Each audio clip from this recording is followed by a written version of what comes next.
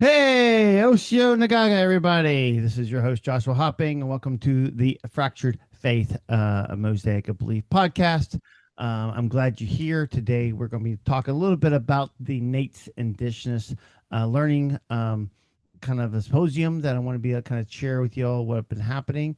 I do apologize. I know it's been a little bit of a journey here the last couple of months. May and June has just been insane. This podcast definitely is a labor of love, and I definitely have some really cool stuff coming up. Like I mentioned before, I just got to find the time around the family and work to be able to pull together. So hopefully with summer I'll be able to get back on a more regular schedule. But thank you guys for hanging out. Make sure you like and subscribe to the podcast so that you do get notified on Spotify, Apple Podcasts, and YouTube. You get notified whenever a new episode does come up because I will be posting, even though it may be a little bit delayed. But right now, though, I want to begin to share a little bit about NAITS, a learning community. They had their symposium back in the beginning of June, June 4th through 6th, and I had the opportunity to go. In fact, I've been hanging out with the NAITS community for probably about 6 years now. This is my third in-person symposium, and I just want to share a little bit about the symposium and really the value of the symposium and some of the stuff that happened even after the symposium ended. Now, NAITS is a indigenous kind of the best way I describe it is an indigenous kind of seminary Bible theology school. They call themselves a learning community rather than kind of a full school. Something English is like what language word do we use to describe it?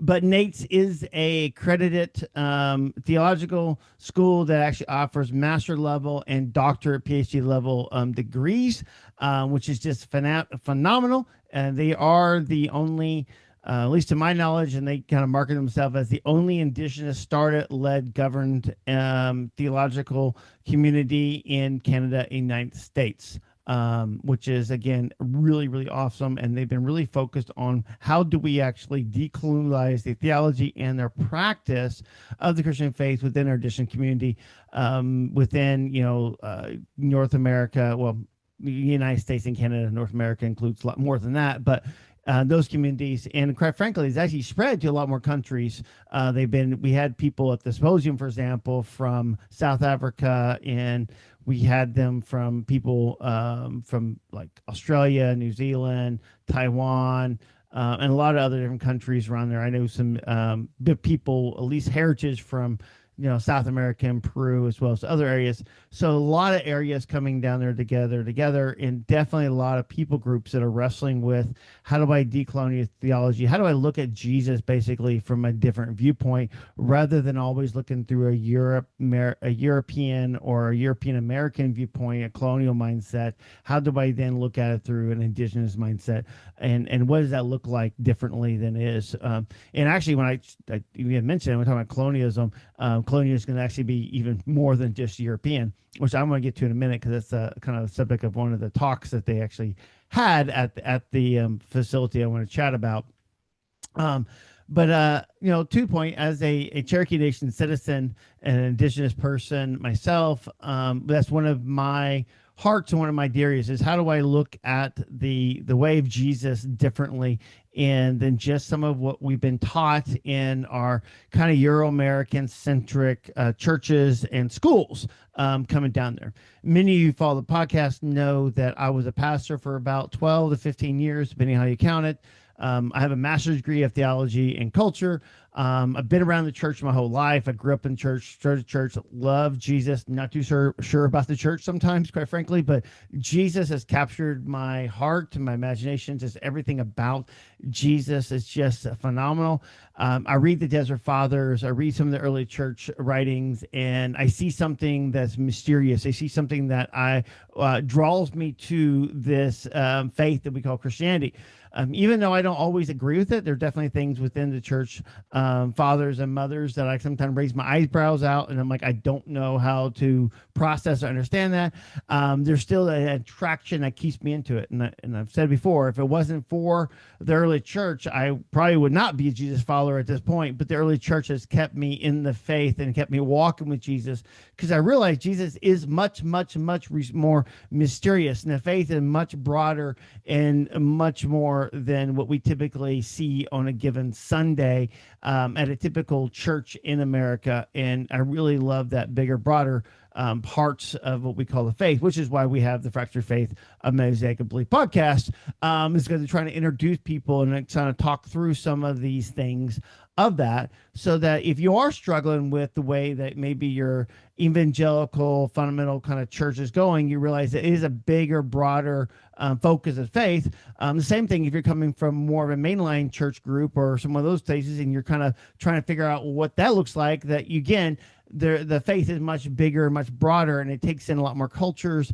and a lot more faiths. And it's a really big umbrella. Even if we stay true to the historical Jesus and to the Nicene Creed in some of the parts, it still allows for a lot of nuances and practices within that. And that's what I really, really love. And NAITS is definitely one of those communities that is looking at it, and specifically they're looking at it from an Indigenous point of view and allowing for and centering Indigenous voices, which is just phenomenal, because I get the chance when I go to the conferences or afterwards to be able to have these conversations with people without having to explain myself. Right? It's, I don't have to explain where I'm coming from. I can have that conversation and talk about, let's say, the earth and the planet, our relatives, the animals, the trees, and I don't have to spend an hour trying to describe what do we feel about our relatives. Again, like the trees being our relatives, or the rocks, or the dirt, the animals being our relatives. A lot of times, from a Eurocentric viewpoint, whether that's conservative or even some of our liberals, they don't understand that mentality, and it gets really confusing to try to actually talk through things. So again, it's really nice to be able to have people I could talk to and wrestle with things that have a really good understanding, or just, I don't have to explain everything. I guess it's basically a pull, right? I think your song, I can't remember exactly who sings it. Drew somebody said, talk about find your people, like I find your people.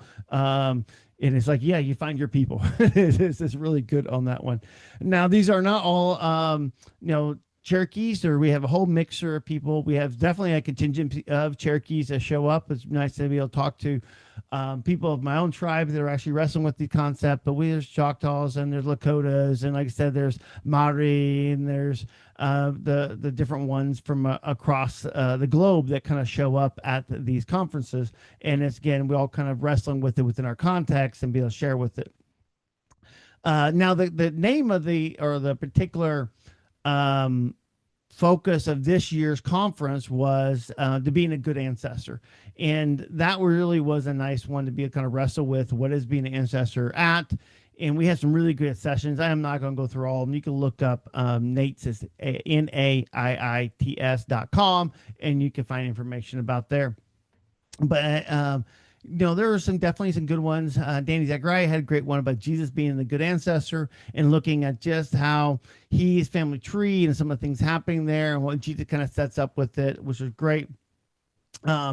There was one that I really was looking forward to about the green corn ceremony and your Jubilee, which is something I've written about myself in an article within I can't remember exactly the name of that magazine I had back in the day, but I had written a little bit on that same topic, so I was really curious about it. But unfortunately, the speaker was unable to attend. But there was some good places in there, and we are wrestling with one lady actually had this really good session, and it was talking about, I'm trying to find the name of it coming on here. Megan Burjosen was talking about the 3 affiliate tribes and the kind of scarcity, blood quorum, and tribal belonging. And that was really interesting because it really kind of talked about how different tribes are wrestling with this ideal of blood quorum and that scarcity mindset about, how do I keep things and how do I protect the community, but also realizing that if I open it up too much, what that's going to be like. And that was an interesting discussion, and just kind of seeing what that is. The Cherokee Nation is a linear descent. So if you're the child of a citizen, then you're eligible for citizenship, but not all areas are that way. And I know that different tribes are wrestling with what do you do with that? How do you do it? Do you try to restrict it? Do you open it up? And there's a lot of pros and cons within both of them. Even if I do lean on the side of open linear scent, it is definitely interesting to kind of wrestle through those, those questions, right? And then figure out what that means. And I would say, and that's one thing I said at the workshop or the kind of session, is I said that we need to all, as ourselves, wrestle through what that is. Those questions of identity. Those are really important decisions, and we. Right now, I think a lot of us really need to wrestle through those so that we could pass on some of that to our children so that they can be able to have a better understanding of what that identity is beforehand. I know for myself that really was something that I wrestled with. I grew up on the Cherokee Res, and I actually heard a lot about growing up about Cherokee and the different things.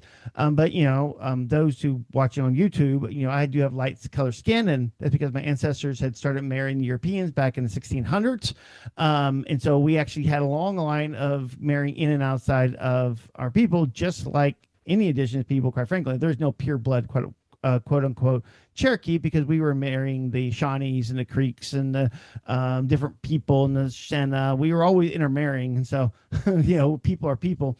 But I know growing up, I had that, but then I got into high school and college, and I was wrestling through what does it mean, who am I, and there was definitely a period of time where I didn't disown it, but I didn't talk about it, and I didn't know what that looked like, and it really was these last 10 12 years, they're really wrestling and being able to say, like, what does that mean? What does it mean to be a Cherokee citizen? What does that mean to be indigenous? And how does that impact how I view things? Because I've definitely ran into walls where things didn't make sense, and I couldn't understand why they didn't make sense until I started pulling back the layers.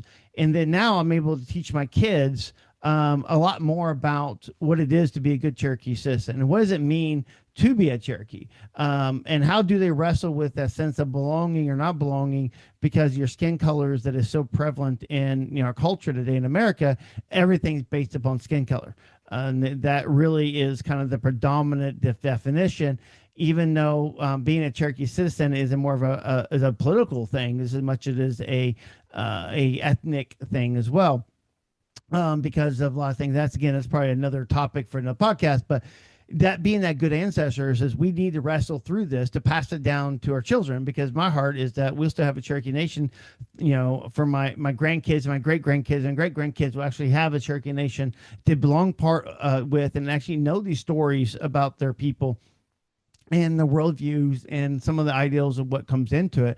And so that's a really good discussion on that. Very respectful. It could have gone really sideways really quick, but it's really respectful. I thought it was a really good session on there in a lot of ways. And then, we had Thomas Rawlinson actually had a great one about finding lost voices of ancestor through contextualizations and tradition. Thomas is a United Methodist pastor and a Shawnee tribal member. One of my stomp dancers, shout out to stomp dancer, he comes down to Oklahoma for that. And he actually is doing a lot of digging into the boarding schools and what actually happened. That he's actually does a lot of research in that and understanding those voices that come out of those boarding schools and sharing that. And so I thought he had some really good comments, and be able to kind of talk through that was really, really good. Some of the cool ones I really love was we have a lot of kind of like hidden seeds have been showing up from Taiwan, and they actually showed up about 3 years ago. And when I first actually attended NAITS, and I had a lady there presenting, and it really opened my eyes up a little bit to what's happening in different countries.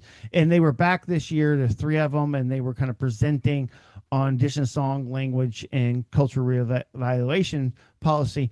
And one of the things within the Taiwan understanding is that the Han Dynasty of the China, they actually came over to Taiwan and they conquered Taiwan. And now, like, the predominant kind of majority people in Taiwan are actually ethnically from the mainland China. And so there were other tribes, indigenous people in Taiwan before that invasion. So if we think about the Europeans coming over here and colonializing America, that's kind of what happened. Is there's an ethnic group in China that came over to Taiwan and colonized that country. the island. And so a lot of the indigenous tribes and people are still trying to find their voice and their understanding there. And it echoes a lot of stuff that's happening here in the United States and in Canada. And so it was really fascinating to kind of hear about what that is happening on there, and then how the tribes responding to that as they try to keep their own songs, their own language, their own culture alive, and in the kind of the face of that kind of that colonization that's coming in there. So that was a fascinating session, and they broke out into songs and skits, and they just kind of share things in a very tangible way. Again, these conferences aren't just all academic. There's a lot of the kind of that practicality and understanding the heart that kind of goes into there. Was really powerful in a lot of ways. So, and then there's a lot more that goes on to there. A lot of happening. Fascinating time. I definitely suggest that for you, everybody, come next year. They're going to be in Calgary, Canada. Definitely put them on your roadmap, follow them on Facebook and other areas. Look at their websites, put them on your radar, because they definitely doing some really cool stuff with their journals and information. I do want to keep talking because after the NAIITS conference itself, which I kind of shared a little bit of what happens in the conversations, and as important as it was for me, important for scholarship and just in general, some of the really cool stuff that happened from my trip happened after the symposium. So when the symposium ended, I joined a handful of probably about 20 or 30 people that went over from Nova Scotia up to Prince Edward Island, and was able to join in kind of a sharing with a class that was actually being taught there on Prince Edward Island as part of their master program. I was invited to kind of help out as a guest and be able to interact with the students and share some of my stories and thoughts. And the class, it really was on Indigenous formation and spirituality. And it was just a great honor to be able to be invited to be able to come and share. And it was just phenomenal. I mean, it was great. It was definitely a really good time. We were there on the island, trying to remember the exact name of the town. Not that that's important, but we were there, and we spent the days really we just being able to process things. Like, what is it to think about indigenous spirituality? Like when we burn sweetgrass on a candle, right? Or we smudge using tobacco or sage. What does that mean? What does that look like? How would the church community that of our youth, for those who grew up in the church, how would they respond to that? How would the church community respond to it today? Right? There is a lot of times a misunderstanding about indigenous culture. I do remember reading books and spiritual formation books are being taught even pastors and sermons and stuff about how a lot of this Native American practices or stuff was demonic and evil, and that you can't do that.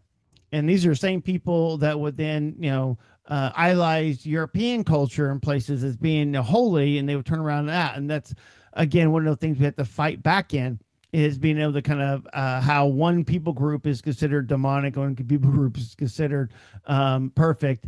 But those are the questions that we're wrestling with and understanding. And even wrestling through, what does it mean to have, or what's our goal or focus of being a Christian, right? Of being a Jesus follower. And in one of the books we were reading that I had suggested was to the class, and we're actually processing as a group, is Invitation to a Journey by Robert Mulholland Jr. And it's a really good spiritual formation book. And he talks about how being a Christian and spiritual formation is about the process of being formed into the likeness of Jesus for the sake of others. And it's a process. It's an ongoing journey process. We're always in a process of being formed. In fact, I would even say, and he actually said the same thing, but we would say that we're always being formed by something. It doesn't matter what it is. We are always being formed by something. Our spirituality is being formed by the music we listen to, the movies, the books, the life, the work, jobs we do, our families. We're always being formed, and we're always being shaped by forces around us. The question is, are we doing this knowingly or unknowingly, right? And the hope is that we can be able to push in or lean into spiritual formation practices to try to be formed into the likeness of Jesus rather than being formed into the likeness of something else that may not be as healthy. Now, when we talk about being the likeness of Jesus, I'm not talking about being Jesus in a North American European church setting. I'm talking about the person of Jesus, especially being manifested through the fruits of the spirits, right? Love, peace, joy, continence, all this kind of stuff. And that can happen in different ways. So an addition conference could be burning sweetgrass. It could be burning sage. It could be using the senses and the candles and smells around us.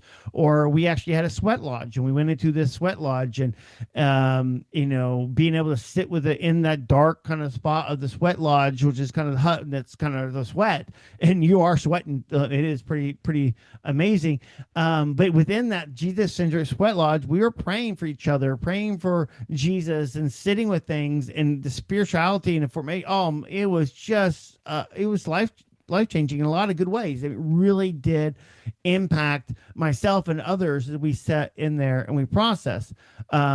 Just like we see, Jesus fasting and praying or talking to the Father. I mean, there's so many examples, and I'm hitting some highlights on there.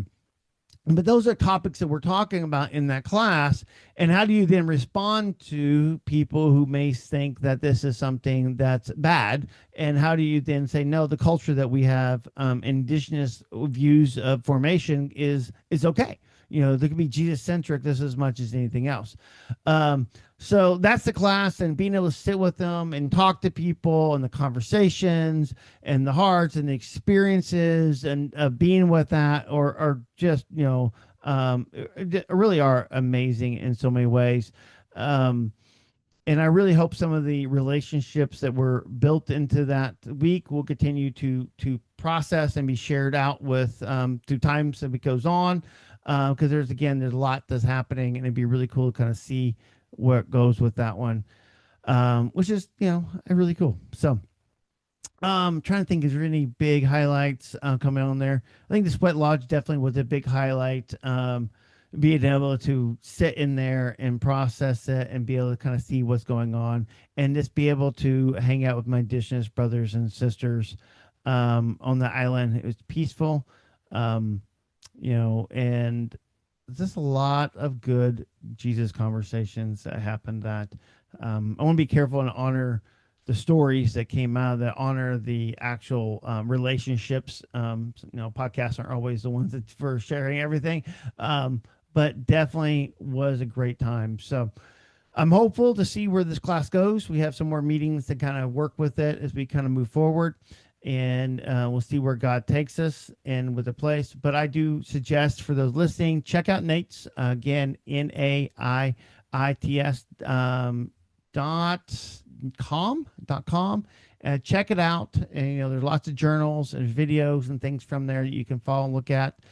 They are doing some really good things of wrestling through theology and contextualization and practices from a Jesus mind. But looking at it through indigenous lenses, indigenous areas. So definitely worth checking out. So thank you guys again. Appreciate it. Thank you for hanging out with me as I talk about this conference. We'll try to get back on to point and maybe dive a little bit more into indigenous Indian spirituality. I know I got some stuff about the Cherokees I'm going to talk about. Hopefully get back into a pattern. But until then, Dona Daga Ai. Until we meet again, talk to you later. Bye.